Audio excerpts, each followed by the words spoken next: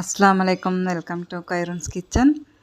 காலை நேர ராஜா உனக்கு நான் ரெடி பண்ணிகிட்ருக்கிறது வந்து 2 கிளாஸ் சோளம், 1 கிளாஸ் உளுந்து, 1 கிளாஸ் கவுனி அரிசி போட்டு கொஞ்சமாக வெந்தயம் போட்டு தண்ணி ஊற்றி கழுவி எடுத்துக்கிட்டேன். கழுவி எடுத்து ஊற வச்சு இதை அரைச்சி எடுத்துக்க போகிறேன் தோசைக்கு.